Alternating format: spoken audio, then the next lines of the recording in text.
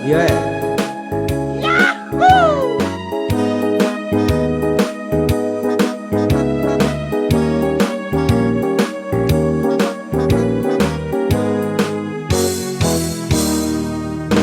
Si Mrs. na balaka, kay si Mr. wa kauli sa ila.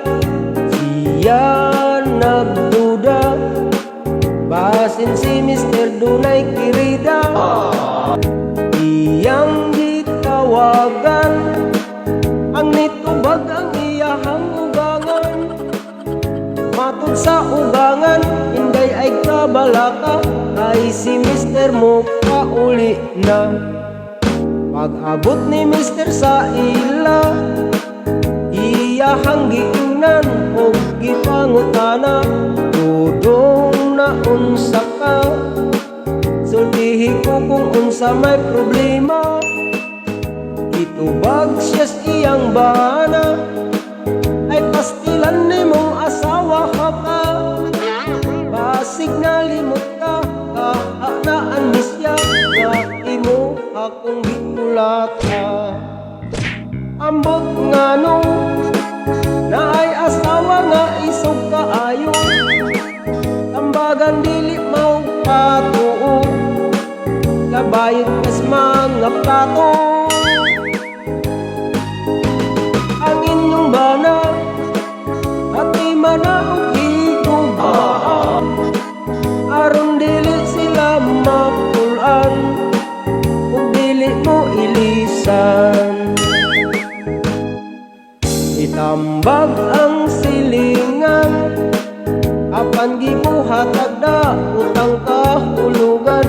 Ngano kunong hilabtan, basin daw ug dunay sila'y ugnayan. Pagkamati nga batasan, dili gud angay nga pamarisan.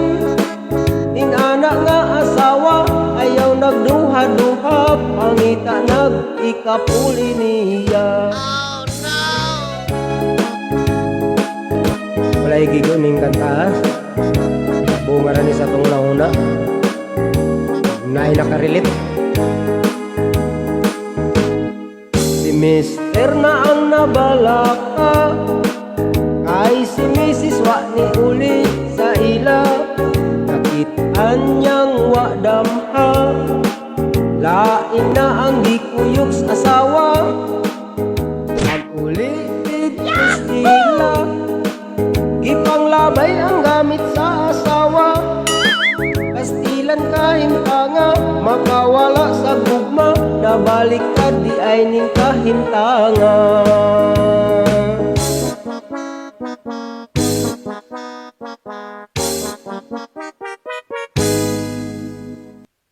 Shout out day sa atong viewers nga si Kuya Glenn TV.